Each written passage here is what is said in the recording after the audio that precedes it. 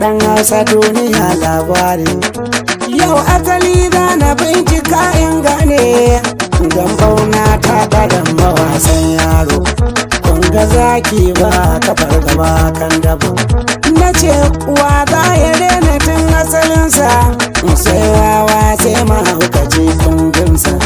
Iyo barewa ta gudu bare ƴaƴarta, tururuwa ta yi jido a garar banza. Bare yau za a jera gara yata, biri hannun malamai ike yin wargi, a hannun abba ma kuje wuya zallarta. In kaji ana kuzo ta ɓaci, watakila wani ya gama ijaka ya wabce.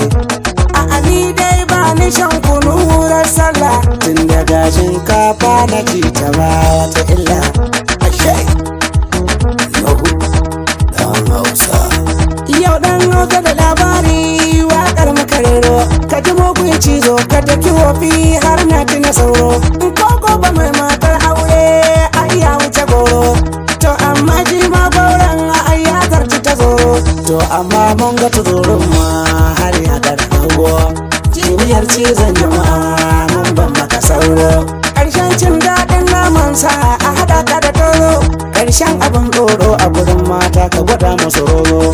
Almajiri in yayi bara wasu sai su haɗa shi da kango. Roƙon Allah muka, Allah dafa mana, ka haɗa ni da mai ra'ayi na. Amin, amin, amin. Malam na gudun wasan gida. Kun ji kukan zaki tafiya yayyena, gashi baban kwana zanubin mai sona. Yankuna so ko ganna kwafiyo sawuna, akan masoya na zana jura zafin rana. Baba ko mai kuna zana bi sosai na gano, ga masoya na suna kirana. Rayuwata na danka wa makagina, wace yanga nuku zan yi wa masoyana, wanne girman kai zan yi wa masoyana. Na yi motoci albarkacin masoyana, na gidaje albarkacin masoyana. Na baka duniya ganin masoyana, na yi aure a cikin ku ne masoyana. Ya Allah ilahu ya makagina, bana abin da zan yi taimakon masoyana. Yau ashe kaska ta mace da haushin kifi, a kifi yana ruwa baya damuwa, don ya san tana waje ka shigo baya faruwa. Idan ka shigo ruwan koto za ya samu, komai bugun ruwa. Kada ya kare ruwa, ya hana 'ya'yan karnuka sakat, tunda kowa ya shigo shi ya ji kat. Kaga ko zaki na gudun kakat, ya shigo ruwa aje a rike kafai shi kat. Baka ga manya ma yau suna guduwa ya tsaya.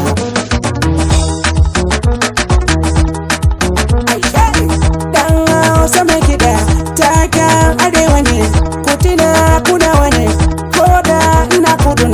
Dan Hausa ba na ɗan asalina, hatin da ƙasan arewa ne asalina. Kaga kenan wa ai arewa ce gatana. Matasa ku ji tsoron Allah, ku daina sa kawunan ku mugun aiki, addini harsunan mu ko al'ada.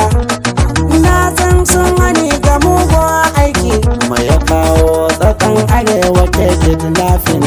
Haƙuri zan baku, roƙona da zan adena wannan aiki, su kuma manya su dinga duban haƙi.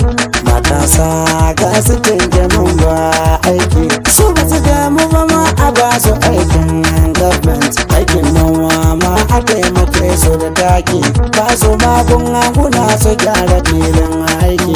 Masu kiwon shanu a taimake su koma, ko yawan shanun ma a ba su rance. Matasa na arewa aiki su dawo, a buɗe filin noma a taimakawa jama'a. Kaga in za a yi wanga to shirin ya zauna, da yawa za su daina yin wata sata. Duba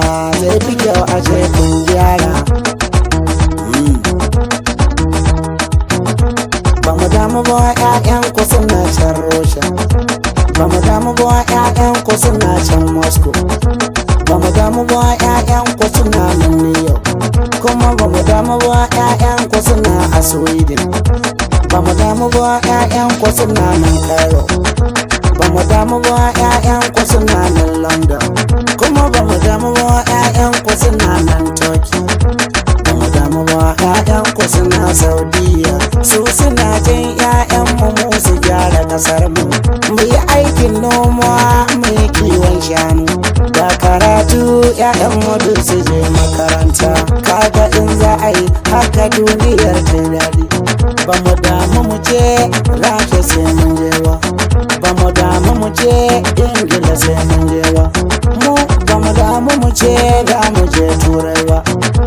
Ga magunguna a yi mana asibitoci, a gyara hanyoyin ƙauyukan mu don kai kaya, a ba matasa rantukan kuɗi da noma, a ba Fulani a gyara gunkiwansu na shanu. Matuƙar an yi hakan a za a zauna daidai, yo ƙasa za ta arziki mu koma daidai. Yaji mai barota mai kiɗa ɗin garba, zaki ba kafar gaba ran yaki, gani kura ba ki fargaba kan nama. Faɗi gaskiya ko ba su so su ji dan Abdu, na hudun ki ka wuce ba ko